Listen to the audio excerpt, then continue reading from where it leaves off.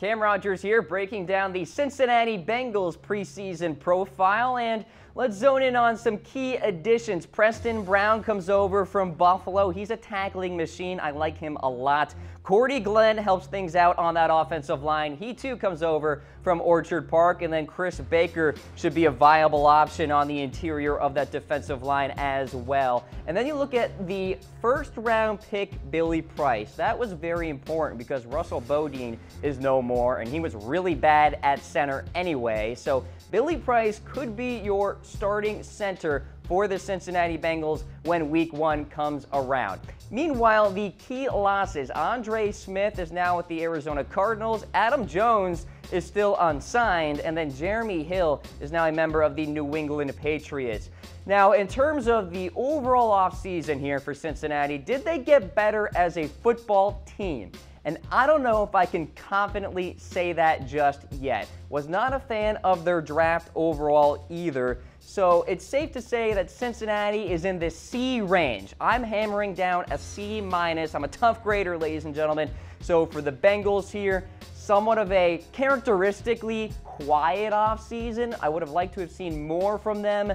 But in terms of the draft, that's something that I just did not like overall with them, although the Billy Price selection was good enough. That fills a need. All right, let's look ahead now to the preseason schedule here for Cincinnati. Here are the 4 games on the radar. You got Chicago at Dallas, at Buffalo in that dress rehearsal game, and then Indianapolis in Week 4. Now, let's zone in on Week 3 here because that, of course, is very important to watch. You got Buffalo, which is going through some turnover here, so the Bengals should play well in this game. I'm watching how new additions Cordy Glenn and, of course, draft pick Billy Price play on that front line. And Clint Bowling had a dip in production last year. He should be in for a bounce-back season, in my opinion. And with the Bills' quarterback situation in flux, I think Cincinnati should ball out in that secondary there with William Jackson and Dre Kirkpatrick. They got some good players back there. I think they will create some turnovers, especially with the turnover going on with the Buffalo Bills quarterback situation. This should be a nice game for Cincinnati, but here's my concern. It could be fool's gold. All right, so let's take a look here at the training camp storylines. How will Teryl Austin's D look in Cincinnati? Austin has a reputation for developing defensive backs, and he has a lot of talent to work with there. I mentioned Kirkpatrick and Jackson and Iloka, as well as Jesse Bates, and with Paul Gunther gone now, it'll be interesting to see how this defense changes for the 2018 season. Will the Bengals have a top 10 defense this year? Let me know in comments. I want to hear from you guys. Cincinnati usually has a well-coached defense. The discipline has been bad at times here and there, but overall they've been consistently good. So I want to hear what you guys think about Teryl Austin's new defense there in Cincinnati.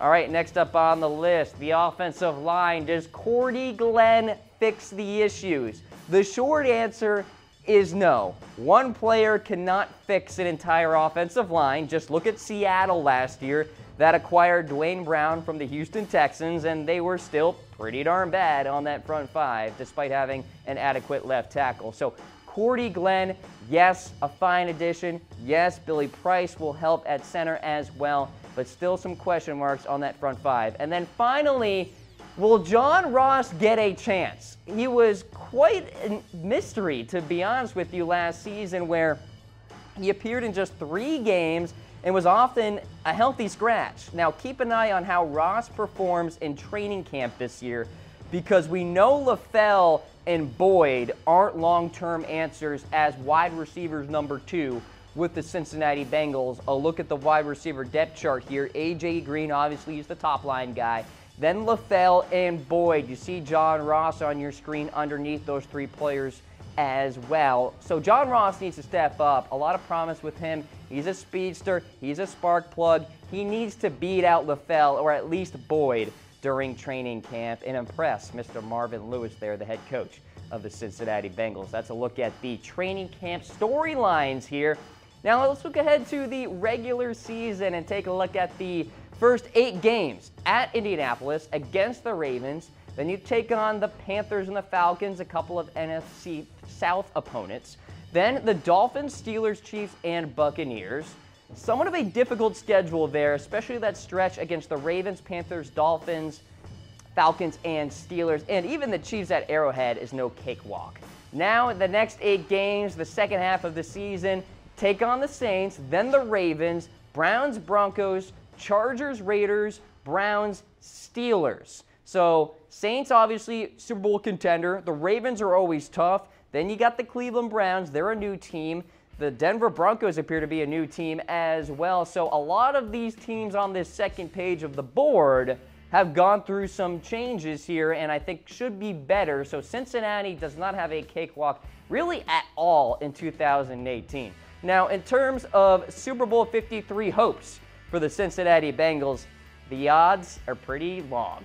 Plus 10,000 right now. In terms of where they're going to finish in the AFC North, I'm going to say last. I don't think the Cincinnati Bengals are a better football team than the Cleveland Browns. I am saying that right here, right now. You see my Twitter handle at the bottom of your screen. If you disagree with me, at me, Mr. Rogers 99, but book it. The Browns will finish third. The Bengals will finish last. They are not a good football team right now. Yes, the defense is solid, especially on the front seven. Offensive line, though, I fear for Andy Dalton, guys, because I just don't know if that pass protection is going to hold up. And you saw the opponents on the screen, too. The Carolina Panthers, the Atlanta Falcons, the Pittsburgh Steelers. These teams can get after the quarterback, all right? So where will the Bengals finish in the AFC North? Do you agree with me? Let me know in comments. I want to hear from you. And then also subscribe to our YouTube channel as you see the link on your screen, youtube.com/chatsportstv.